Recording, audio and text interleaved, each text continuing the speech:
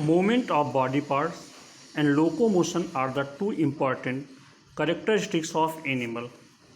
These actions are due to the contraction and relaxations of muscles. Muscles are made up of long and narrow cells called muscle fiber. The cytoplasm of muscle fiber is known as sarcoplasm, and the plasma membrane surrounding the sarcoplasm is called sarcolemma. Each muscle fiber contains one or more nuclei.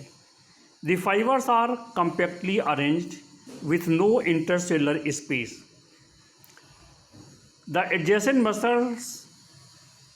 adjacent fibers of a muscle are held together by a connective tissue. On the basis of structure and function, there are three types of the muscles. Number 1, striated muscles. Number 2, unstriated muscles. And number 3, cardiac muscles. तो इस 3 प्रकार की muscles जो हैं आप देख पा रहे हैं. सबसे पहले हमारे पास अपना ध्यान केंद्रित करिएगा स्ट्रिएटेड मसल्स पर. तो जो स्ट्रिएटेड मसल्स है इसको स्केलेटल मसल, वॉलंटरी मसल्स या स्ट्रिप मसल्स के नाम से भी जानते हैं. अब ये जो स्ट्रिएटेड मसल्स है ये बनी होती है elongated, narrow, cylindrical and unbranched fibres with blunt and.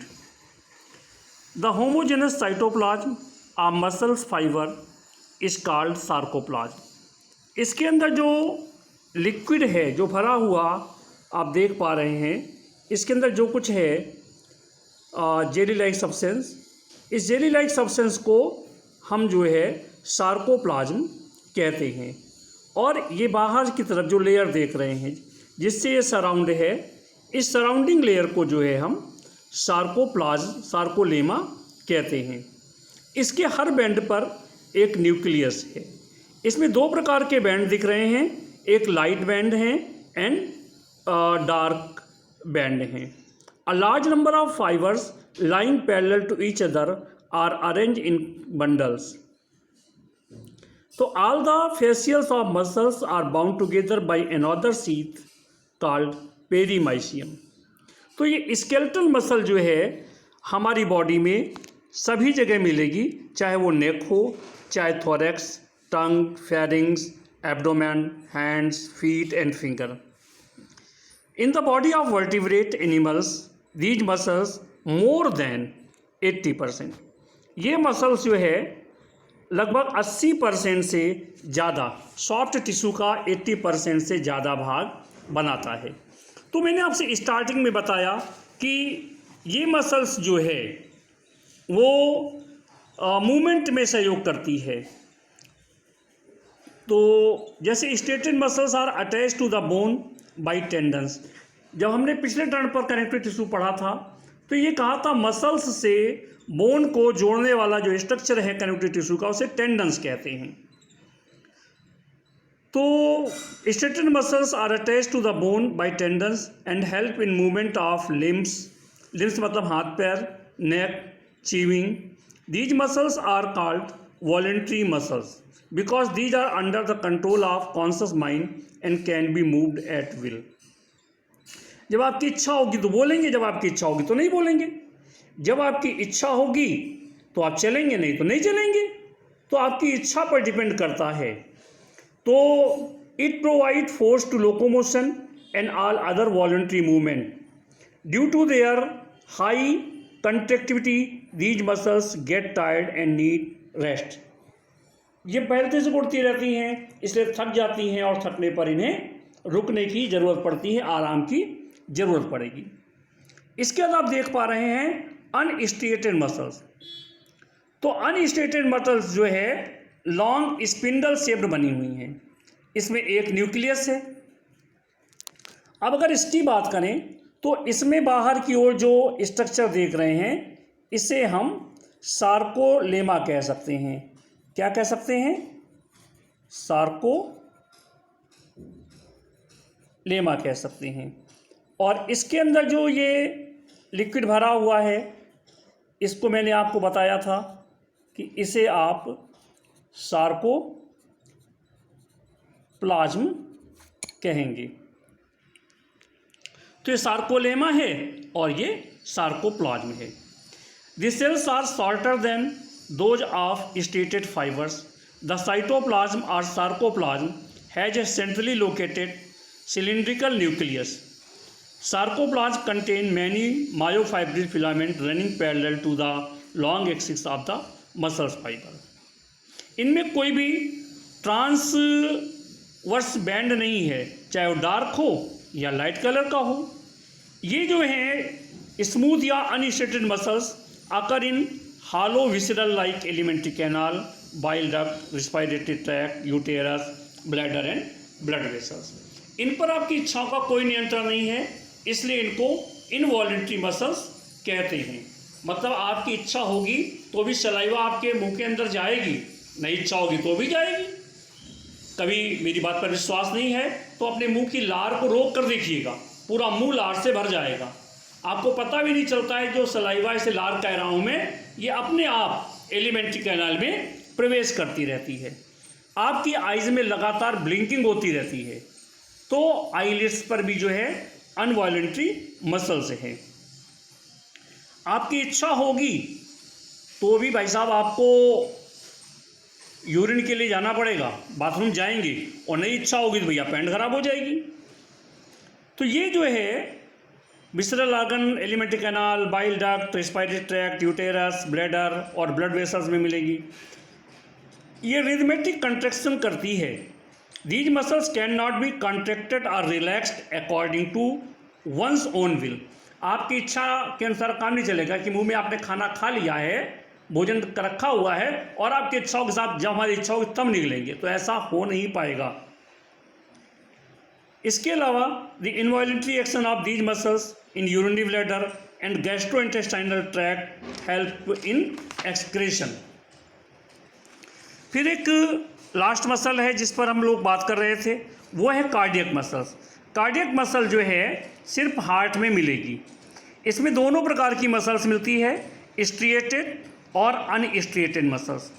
These are made up of short cylindrical and uninucleate muscles fibre. इनमें हर मसल्स फाइबर पर एक न्यूक्लियस मिलेगा, इसलिए इनको हम यूनिन्यूक्लिएट मसल्स फाइबर कहते हैं। The fibres are highly branched and the branches of different fibers are interconnected. The cytoplasm contain large number of mitochondria. The cytoplasm also has longitudinally oriented myofibrils. At the junction of two adjacent cells, the sarcolemma form a transversely oriented intercalated disc। और ये cardiac muscles मैंने आपसे कहा कि wall of the heart में मिलेंगी। Function वही है, cardiac muscles occur only in the heart. Their contraction and relaxation help in pumping the blood to all parts of the body. ये बात रही। ये आप कलर डायग्राम देख पा रहे हैं स्टेटेड मसल्स का, इसके बगल में ये अनस्टेटेड मसल्स का कलर डायग्राम है।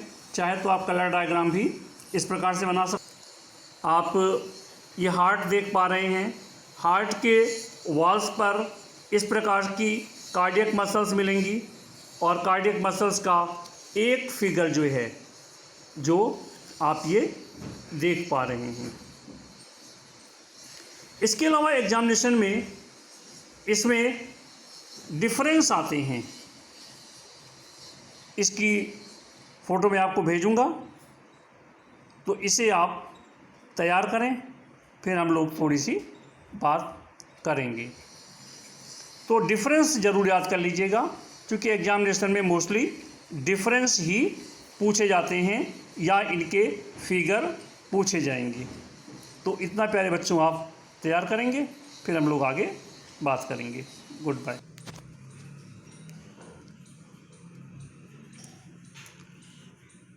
अब शरीर के एक कोने से दूसरे कोने तक जो संदेश पहुंचाने का काम करता है जो टिश्यू, उस टिश्यू को न्यूरॉन कहते हैं।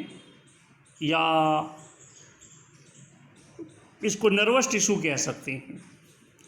तो आपको ये याद रखना चाहिए कि neuron are the longest cell of the body. A neuron may be more than 1 meter in length. Each neuron differentiated into 3 parts. तो सबसे पहले पार्ट्स की अगर हम बात करें तो आप ये देख पा रहे हैं कि ये हिस्सा जो है साइटॉन कहलाता है। क्या कहलाता है? साइटॉन। इस साइटॉन के अंदर साइटोप्लाज्म है, न्यूक्लियस है और निसल्स ग्रेन्यूल्स हैं। साइटोप्लाज्म में वो सब कुछ है जो सेल के साइटोप्लाज्म में होता है, चाहे माइटोकॉन्ड्रिया हो, गोल्गी बॉडी हो, राइबोसोम हो, लाइसोसोम हो, ये सब मिलेगा। इसका सबसे लॉन्गेस्ट प्रोसेस जो है इसे एक्सॉन कहते हैं और इस एक्सॉन पर न्यूरिलेमा है और माइलिन शीथ है। इसके बीच में जो आप स्थान देख रहे हैं इसे रैनबियर नोड कहते हैं। लास्ट में ये सिनेप्टिक नोड देख रहे हैं, ये सिनेप्टिक नोड दूसरे न्यूरॉन से संपर्क स्थापित करते हैं और इसके बाद इसका तीसरा पार्ट जो है उसे मैंने डेंड्रॉन कहा है। जैसे एक पेड़ की ब्रांचेस होती हैं ऐसे ही इसमें ब्रांच लाइक स्ट्रक्चर आप देख पा रहे हैं। इस ब्रांच लाइक स्ट्रक्चर को हम डेंड्रॉन कहते हैं और इस ब्रांच से भी और सब ब्रांच निकलेंगी तो उन्हें हम डेंड्राइट्स कहते हैं। तो इस प्रकार से आपसे मैंने न्यूरॉन्स की बात की।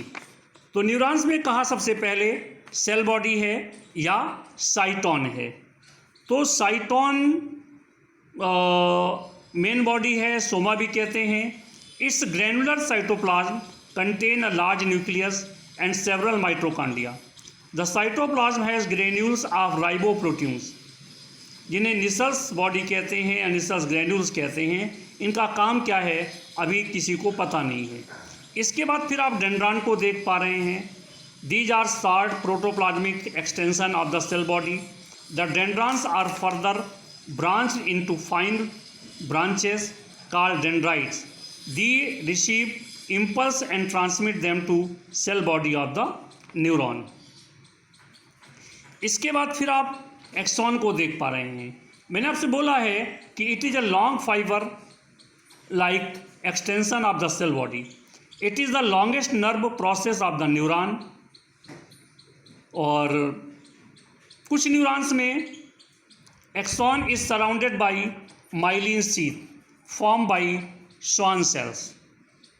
The sheath is constricted at interval along at the length of, जहाँ पर ये शीथ जो है सिकुड़ी हुई, जहाँ पर कंस्ट्रिक्शन दिखाई पड़ रहा है उसी को हमने रैनबियर नोड कहा था। ये दो देख रहे हैं, दो माइलिन शीथ के बीच में जो स्थान है इसको रैनबियर्स नोड कहा जाता है या nodes of Ranvier. Surrounding the neuron is tough membrane neurolemma कहते हैं। The axon with myelin sheath is called myelinated, और जिसमें माइलिन नहीं है उन्हें नॉन माइलिनेटेड कहते हैं। और लास्ट में आप देख रहे हैं कि एक स्वेलन पार्ट है जिसे मैंने सिनेप्टिक नोब कहा है। Is formed however small microscopic gap called synaptic cleft exist between the axon and dendrites of the adjacent neuron. तो neurons are the structural and functional unit of brain. Neuron नहीं है तो शरीर का कोई भी संदेश एक पार्ट से दूसरे पार्ट को नहीं पहुंचेगा। तो neuron are the structural and functional unit of brain, spinal cord and all major and minor nerves which originate from the spinal cord. अब इसकी जो फंक्शन है तो समझ में आ गया होगा कि nervous tissue is to transmit nerve impulse from different part of the body to the brain and from brain to the muscles and glands. It coordinates and control the activity of different body parts. तो इतनी बातें हम लोगों ने कर ली है। इसके कुछ क्वेश्चन मैं आपको भेजूंगा, उनके आप आंसर लिखेंगे, फिर आगे हम लोग बात करेंगे। That's all.